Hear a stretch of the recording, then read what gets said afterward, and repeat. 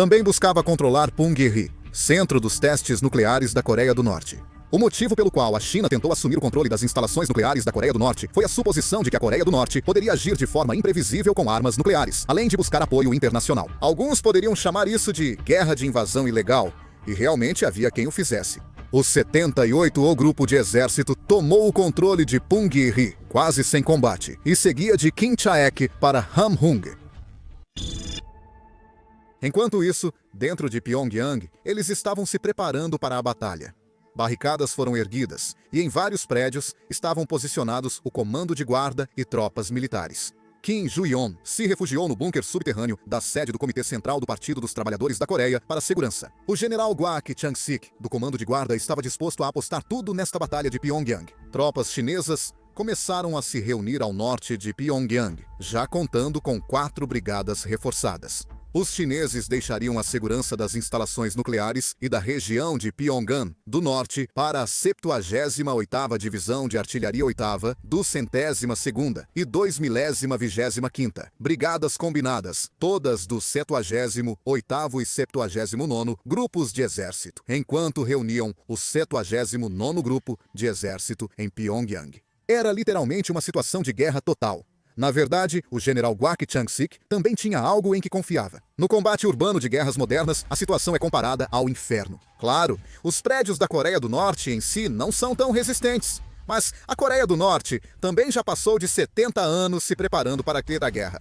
Por isso, muitos abrigos antiaéreos e edifícios em Pyongyang foram feitos prevendo combates com o exército sul-coreano. E, acima de tudo, devido às características dos edifícios modernos, eles são construídos com concreto armado. E essas construções de concreto armado não são completamente destruídas, mesmo se uma arma nuclear for lançada. Se olharmos para os edifícios danificados por projéteis nas guerras da Ucrânia ou de Israel, podemos ver que eles não são destruídos, 100%. Quando vários destroços desabam, geram ainda mais entulho e resíduos. O general Kwak Chang-sik, da Coreia do Norte, pensou que, se induzisse o exército chinês a um combate urbano e causasse algumas baixas em Pyongyang, poderia rotular os chineses como invasores, e com o apoio de outras tropas norte-coreanas, acreditava que poderiam vencer. Mas, como eu disse, as comunicações não estavam funcionando bem. Em situações de combate, informação e comunicação desempenham um papel muito importante. Durante uma luta, tudo está conectado ponto a ponto. Para conectar esses pontos, é preciso um fio longo, que é justamente a comunicação. E à medida que esses fios se conectam, eles formam uma superfície. Quanto mais densa for essa superfície, mais poderosa ela se torna. Mas, se esses fios forem cortados um a um, perdemos nossa força de combate. Chamamos de informação entender pontos, linhas e superfícies do oponente. Nas guerras modernas, quem destruir essas linhas e superfícies primeiro pode decidir a batalha. O exército norte-coreano enfrentava uma batalha já perdida. Na verdade, faz sentido, pois como um exército que não realiza exercícios militares com outros países e só dispara 4 ou 5 vezes por ano, pode lutar bem. Isso só acontece em romances. Todo exército deve considerar todas as situações. Mesmo em situações em que as comunicações são cortadas assim, é preciso ter um plano. É necessário usar equipes de reparo de emergência para restaurar rapidamente a rede de comunicações. Caso não haja alternativa, deve-se usar mensageiros para informar. Na Coreia do Norte moderna, devido às suas características, não havia recursos de reserva disponíveis. Além disso, como nem mesmo havia eletricidade, as comunicações não funcionavam bem e todos acabaram ficando isolados. Por isso, a Batalha de Pyongyang teve um fim anticlimático. O exército do povo chinês avançou pelo sul de Pyongyang, onde a defesa era mais fraca, atacando essa região. A guarda norte-coreana, em pânico, enviou reforços ao sul e enfraqueceu a defesa do norte. Então, o 79º Grupo de Exércitos Chinês rompeu a linha de defesa pelo norte. Tropas norte-coreanas derrotadas por Jo Sajang Hak-seon se renderam, rompendo a linha de defesa. Algumas resistiram, mas acabaram se rendendo aos blindados chineses. De qualquer forma, Pyongyang acabou sendo tomada. As tropas chinesas rapidamente capturaram Kim Ju-ri e Kwak Chang-sik e tomaram o controle das principais instalações do Ministério da Defesa, Força Estratégica, Forças de Operações Especiais, Departamento Geral de Reconhecimento, Comando de Guarda, Partido dos Trabalhadores da Coreia, Departamento de Defesa Civil e Departamento Geral de Mísseis, todos ligados à facção de Kim Ju-hye. Eles também controlaram as principais instalações de Pyongyang em apenas 4 dias. A Coreia do Norte, na prática, passou para o controle da China. Kim Hae-jok retornou a Pyongyang depois disso. Com medo de que Kim Ju-ri criasse rivais políticos, prometeu publicamente proteger sua segurança. Kim Hae-jeok lançou um olhar severo para Kim Joo-hee e, ao prometer protegê-la, a ameaçou para obedecê-lo. Ele pensa em usar isso como uma regência substituta na era Joseon. Kim Hae-jeok queria usar Kim Joo-hee como marionete para controlar tudo. Na verdade, não havia nenhuma diferença entre o pensamento do general Kwak Chang-sik, do comando de guarda, e o de Kim Hae-jeok. E Kim Hae-jeok usou todos os meios possíveis para tomar o poder. Para recuperar as instalações nucleares, ele permitiu a presença do exército chinês e causou a morte de outros filhos de Kim Jong-un em situações misteriosas. Depois, matou o general Kwak Chang-sik com um canhão antiaéreo e eliminou todos os oficiais e soldados que apoiavam Kim Joo-hee. Foi em uma terça-feira trágica. A República da Coreia não fez nada. Mesmo com a emergência na Coreia do Norte, o exército chinês cruzando o rio Yalu e Kim Hae-jeok assumindo como líder em Pyongyang, só observamos, temendo a guerra. Apesar de decidirmos pela guerra, hesitamos em avançar ao norte, o que atrasou tudo e fez com que perdêssemos a Coreia do Norte para a China. Na verdade, pode ser que naquele momento em que estávamos discutindo, quando avançar para o norte, estávamos debatendo isso por causa de um medo desconhecido. Atualmente, a maioria dos coreanos só conheceu a guerra através da mídia. Nunca vivenciou uma guerra de verdade. É claro que sentiriam medo. Esse medo resultou em um grande golpe na segurança nacional. A opinião pública era assustadora. A opinião pública anti-China começou a ferver, e os coreanos étnicos que viviam na Coreia foram agredidos sem motivo. A Coreia se sentiu ridícula por não conseguir fazer nada, e algo estava mudando aos poucos. Enquanto um sentimento de raiva fervilhava por dentro, isso se tornou uma oportunidade para refletir sobre si mesmo. O pássaro quebra o ovo para sair. O ovo é seu mundo. Quem quer nascer precisa destruir um mundo. A Coreia precisava de coragem e determinação, e essa coragem e determinação aconteceram. Estavam acontecendo. No momento, a situação era que não se sabia se Kim Joo estava vivo ou morto. Ele parou de aparecer em eventos oficiais, e pouquíssimas pessoas sabiam onde ele estava. Apenas Kim Hae-jung e alguns grupos restritos sabiam disso. Kim Hae-jung nomeou membros do gabinete conforme sua vontade para retomar o controle do regime norte-coreano. Foi então que a China passou a se envolver mais, colocando membros pró-China no gabinete norte-coreano. A China finalmente conseguiu realizar seu tão sonhado acesso ao Mar do Leste, e fez isso pela força militar. No entanto, certamente houve efeitos colaterais decorrentes disso. Ao ganhar algo, também se perde. Em toda a Coreia do Norte, continuavam surgindo reações negativas em relação a Kim Hae-jung, ao Mar do Leste e ao exército chinês. Houve muitos civis mortos durante os combates com o exército chinês. E também ocorreram casos em que soldados chineses atiraram deliberadamente nos cidadãos norte-coreanos, o que deixou a população muito revoltada. O efeito bola de neve iniciado com a morte repentina de Kim Jong-un crescia rapidamente. Para aumentar sua influência na Coreia do Norte, a China chegou a instalar tropas na província de Pyongan do Norte. No total, 4 brigadas foram posicionadas em Sinuiju, Jeongju, Hamhung-gu e Chongjin. Em Jeongju, foi posicionada a 119ª Brigada, combinada do 79º Grupo de Exércitos. Em Sinuiju, também a 119ª Brigada combinada do 79º Grupo de Exércitos. Em Hamhung, a 48ª.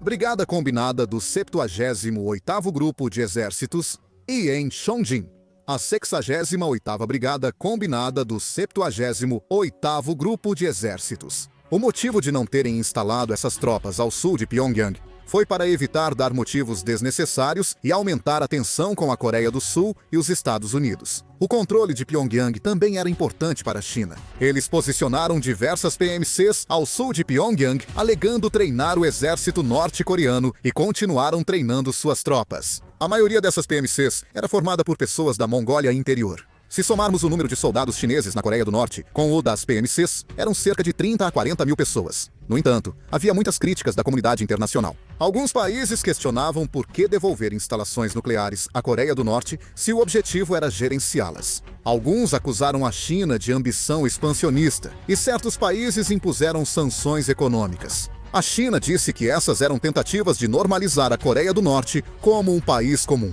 Explicou que devolveu as instalações nucleares para instalar tropas chinesas na Coreia do Norte e, assim, gerenciar essas instalações. Obviamente, isso não fazia sentido. Porém, controlar a Coreia do Norte estava cada vez mais difícil. Isso porque, ao instalar tropas chinesas e empresas militares privadas na Coreia do Norte, esses grupos continuaram cometendo crimes contra o povo norte-coreano. Eles cometeram todo tipo de crime, desde crimes sexuais até roubo, agressão e muitos outros. Os militares chineses sabiam disso e enviaram a polícia militar para impedir e punir os crimes. Mas não foi suficiente. Isso estava relacionado a uma espécie de pensamento sinocêntrico que os chineses tinham.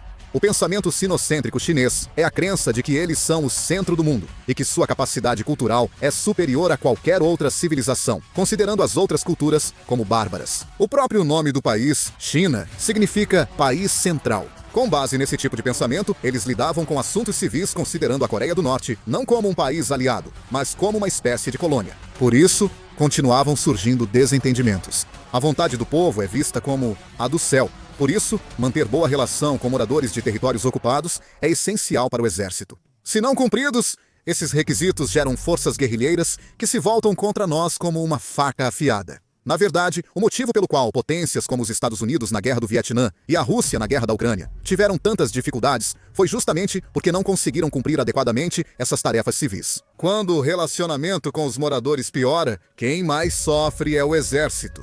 O exército chinês seguia causando problemas à população civil, sem se saber se tinha consciência disso. Além disso, uma das razões para o descontentamento popular era justamente o comportamento autoritário e cruel de Kim Yeol-jung. Ao presenciarem Kim Ju-ui executando rivais e matando pessoas com canhões antiaéreos, muitos ficaram aterrorizados. E então começaram a se espalhar rapidamente rumores de que todos os filhos de Kim Jong-un também haviam morrido. E como Kim Ju-ui também não aparecia, surgiram histórias de que Kim Yeol-jung matou todos para ficar sozinha com a coroa. Em 2024, publicado pelo Ministério da Unificação da Coreia do Sul, no relatório de percepção sobre a situação econômica e social da Coreia do Norte, há detalhes sobre as previsões do índice de apoio a Kim Jong-un. Segundo o conteúdo, em 2024, o apoio a Kim Jong-un era de 14,5%. Se fosse um país democrático, esse índice de apoio já teria causado um governo em fim de mandato há muito tempo. Entre a elite de Pyongyang e jovens de 20 anos, o apoio era ainda menor. Após a morte repentina de Kim Jong-un e a situação de rápida mudança causada pela intervenção do exército chinês, o índice de apoio a Kim Yo-jong estava agora em 1 dígito. A opinião pública era muito interessante. Além disso, a Coreia do Norte também era uma sociedade extremamente conservadora. Na Coreia do Norte, há uma resistência ao fato de uma mulher ousar se tornar líder.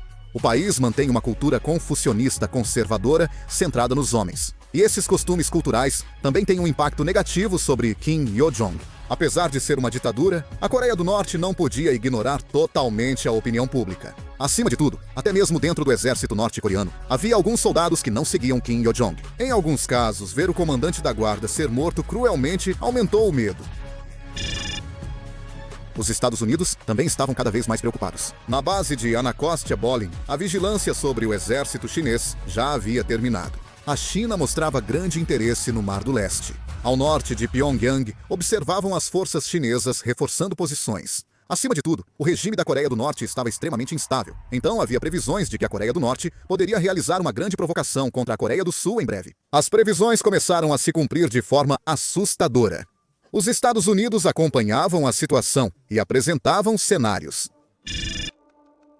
Kim Yo-jong faz uma provocação ao Sul para unir a opinião pública, enquanto a Coreia do Sul também dava motivos para isso. Organizações civis sul-coreanas, diante da instabilidade da Coreia do Norte, passaram a lançar panfletos de propaganda em massa para o Norte. Como a Coreia do Norte detestava esses panfletos fanaticamente, Kim Yo-jong usou isso como pretexto para provocar a Coreia do Sul. Na Coreia do Norte, sempre que ocorre a troca para o próximo sucessor, grandes e pequenas provocações costumam acontecer com frequência. Primeiro, após a morte de Kim Il-sung, houve o incidente dos infiltrados armados de Gangneung, em 1996. Em torno da morte de Kim Jong-il, em 2011, ocorreram o bombardeio de Yeonpyeong e o ataque ao navio Cheonan. Isso visava criar um inimigo externo e desviar a atenção dos problemas internos.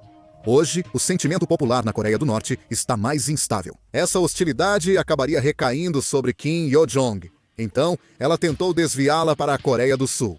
A primeira ação foi lançar balões de lixo, enviando cerca de 1.000 simultaneamente nas frentes oeste e leste, o maior número já registrado. Dentro desses balões de lixo, eles colocaram vários tipos de resíduos, como fios elétricos usados, óleo, lixo doméstico, fezes e pilhas usadas de fabricação chinesa. A provocação da Coreia do Norte deixou as forças armadas sul-coreanas em alerta.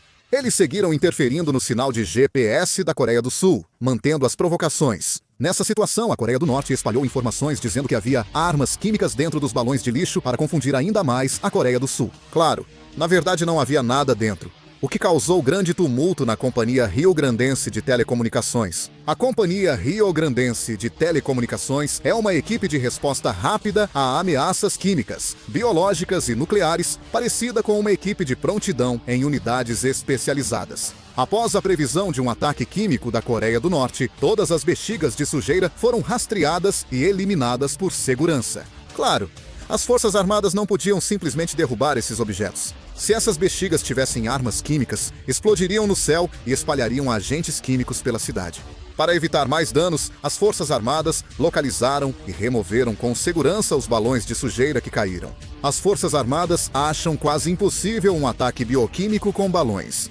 Eles acham que isso só é possível na teoria. Como em todas as operações militares, fatores ambientais como vento influenciam muito. Em alguns casos, só o clima alterou toda a operação. Quando a temperatura é baixa e o vento forte, balões e dirigíveis voam rapidamente para o sul.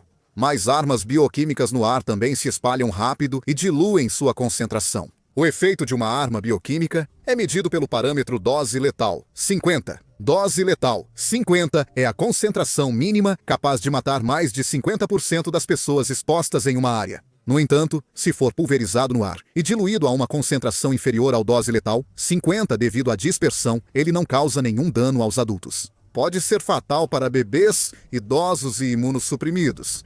Mas se a Coreia do Norte quisesse guerra e armas químicas, atacaria de outra forma, não com balões. Se o vento mudar e muitos balões forem para o norte, isso pode causar grande desastre.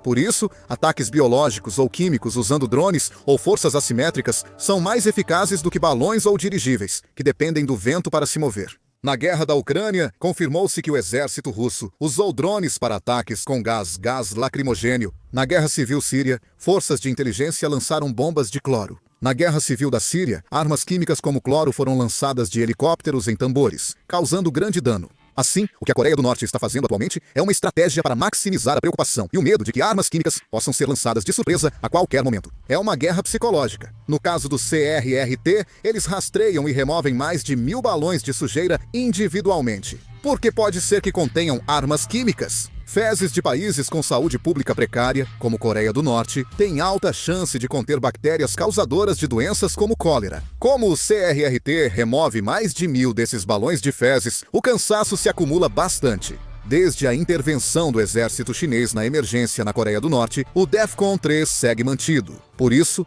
durante a preparação para a guerra, tivemos que resolver esse problema, causando falta de pessoal e mais cansaço. Mas nessa situação surgiu um problema. Houve vítimas devido aos balões de resíduos. Quando o balão caiu, causou um incêndio em um depósito, resultando em danos materiais.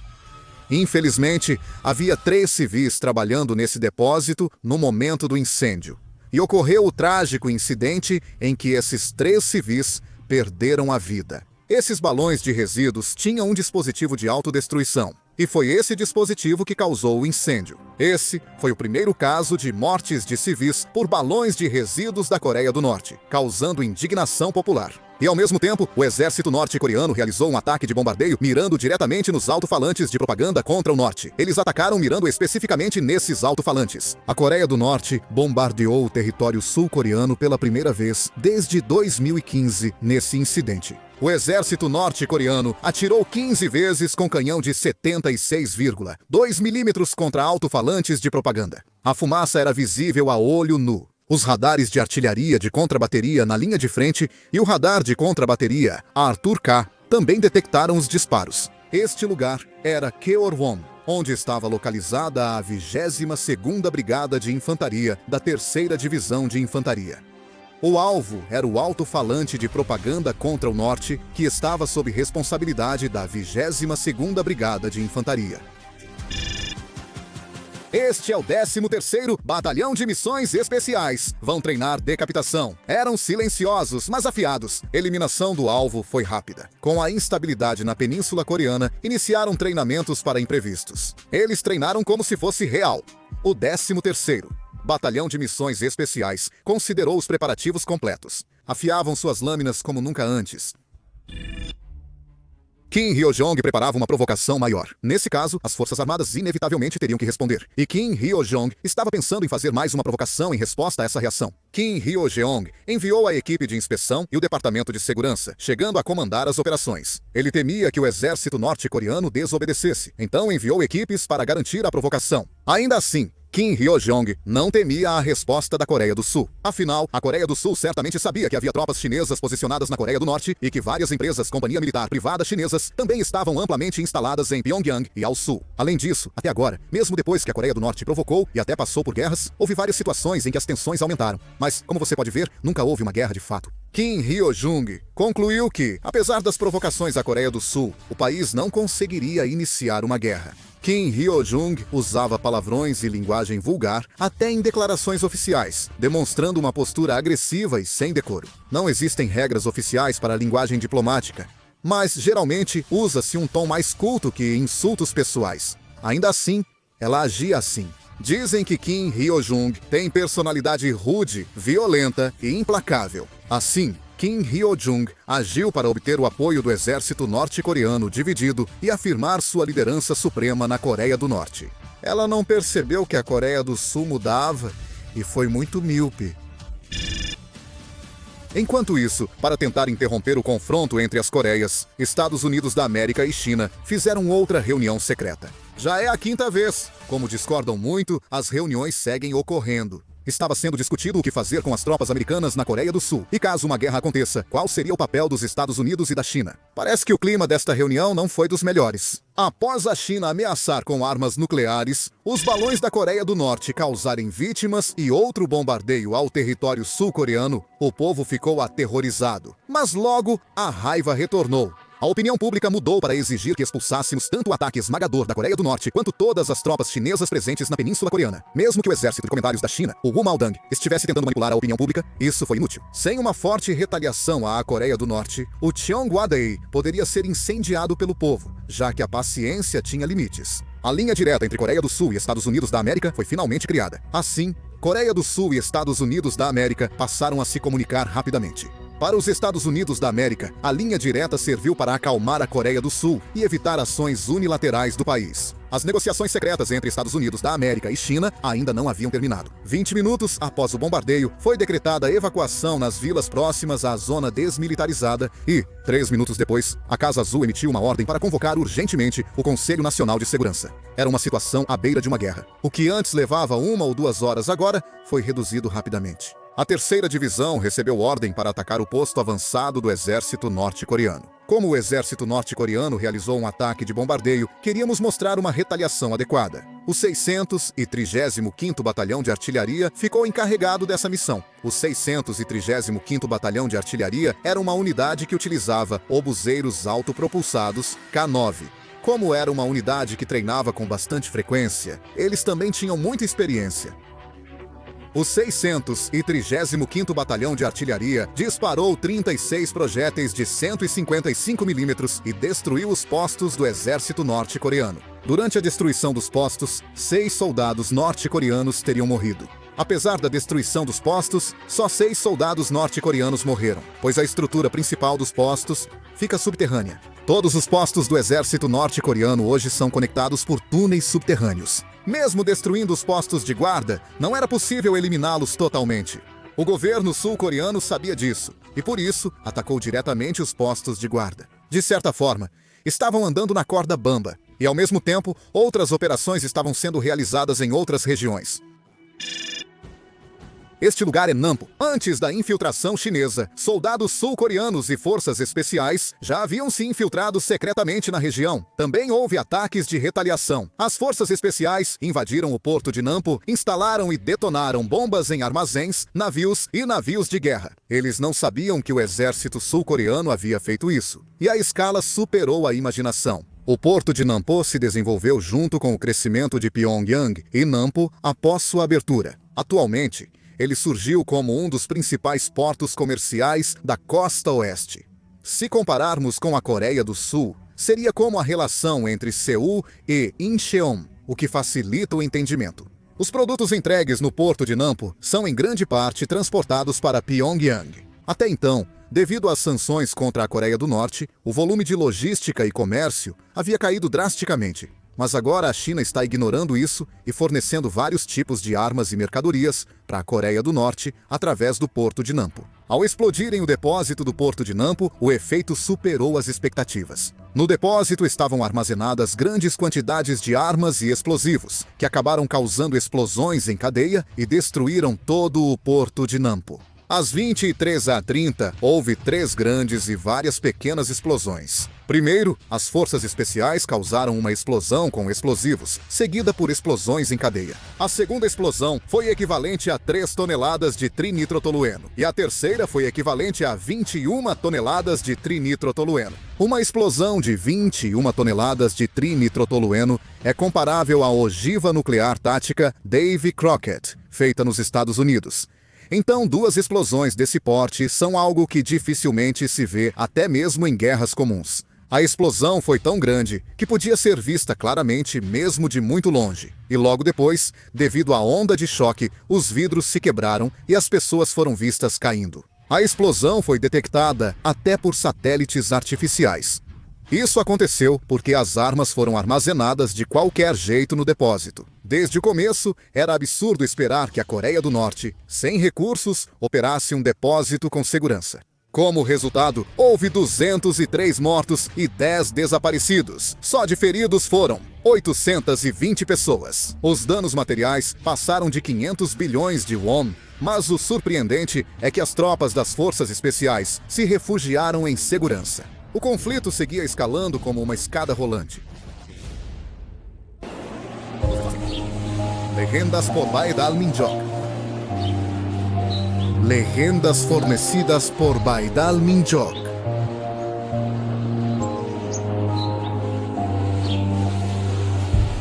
Leyendas Baidal Minjok.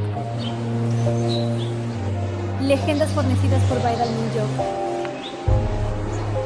Leyendas fornecidas por Baidal Minjok. Leyendas fornecidas por Baidal Minjok. Leyendas fornecidas por Baidal Minjok.